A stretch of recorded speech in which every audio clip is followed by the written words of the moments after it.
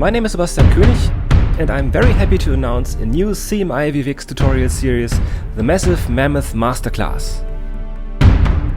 Some of you might remember the Mammoth modeling series, and in this first series I've been covering modeling, sculpting, unwrapping, texturing and shading, but all that with the old version of Blender 2.49. And a lot has changed since then. I think it's time to finally bring the Mammoth to life. Now this resurrection will happen in a series of tutorials recorded by some of the most talented and famous Blender artists around.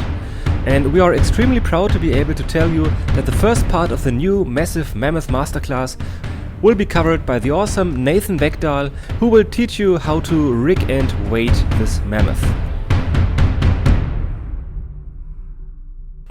Now, for those of you who didn't watch the previous parts of the Mammoth series, I'd like to give you a little overview over the Mammoth and the whole model. Alright, so this is the Mammoth that we are going to resurrect. Now, for those of you who still have the project files from the other tutorials, from the modeling and shading tutorials, you will find a few differences. For example, if you compare the normal map with the old map, then you will find this is new. In fact, I've redone all the textures, but the normal map has been rebaked because the normal space in Blender 2.47 has been kind of inverted compared to the old version, Blender 2.49.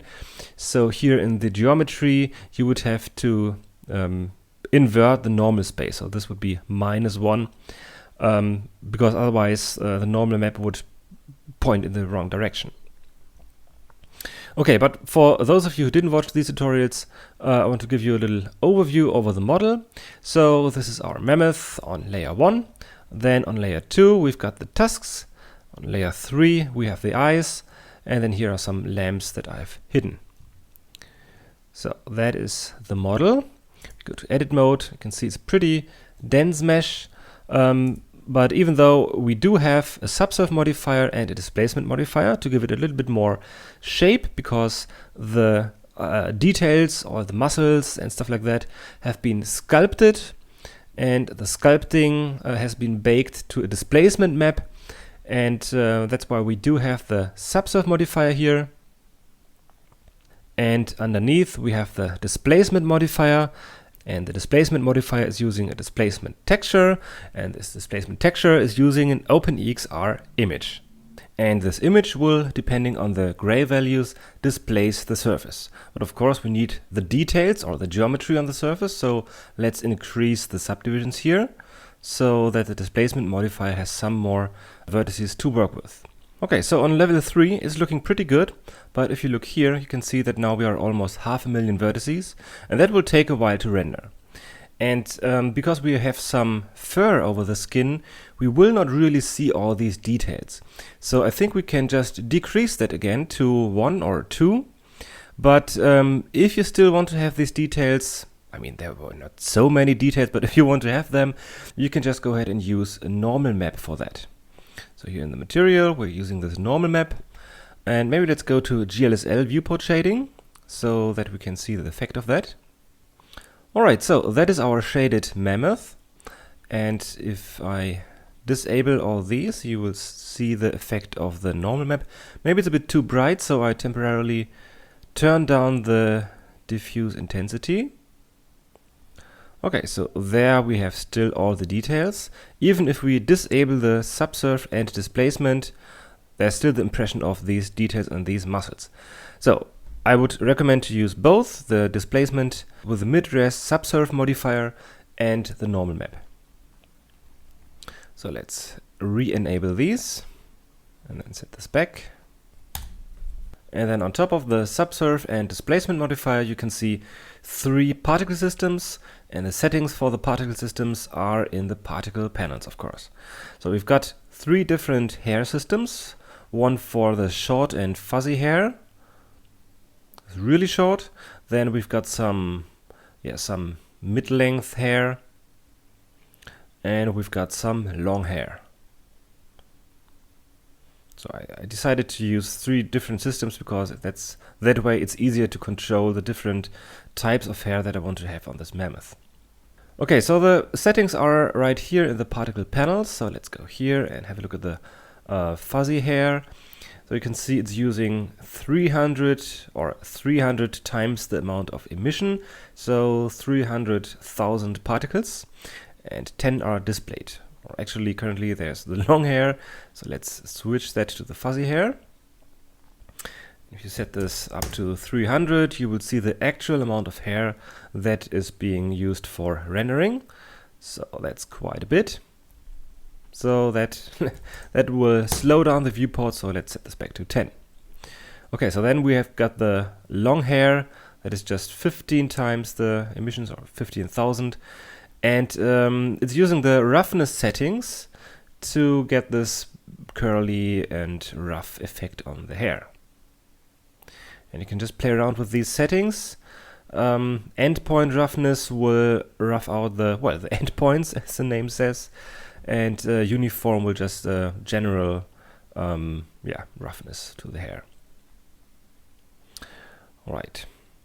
If you want to comb the hair, you go to particle mode and then choose which particle system you want to work on, and then just with your comb brush you just comb the hair. Or if it's too long, you can also cut the hair, like that. And it can be really tricky to get it look right, especially when it's moving. That can require quite a bit of tweaking, but with the correct material settings, it will look quite decent. Okay, so let's go back to object mode and disable these particle systems for the preview. So the material for them is a fur material. The most important thing for a hair material is the strength setting. So the root, which will be on the skin, has to be a little bit thicker than the tip, but both have to be really, really thin. And this setting right here will make it really thin, and that's why you have to increase the anti-aliasing to 16 or at least 11. Otherwise it wouldn't look good. You can also go ahead and set this a little bit thicker, maybe to 0.05 on the root and 0.01 on the tip. But when you have a close-up of the mammoth, it would look more like a coconut. Okay, it can be tricky to get it right.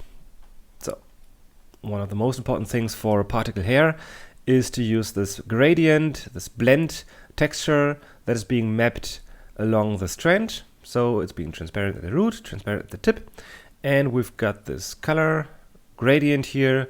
It's darker at the root and brighter at the tip, and that will map along the strand, and that will give you the appearance of more or less of hair. Yeah, so that is the particle system. These particle systems use vertex groups to control where we've got fur and where we don't have fur.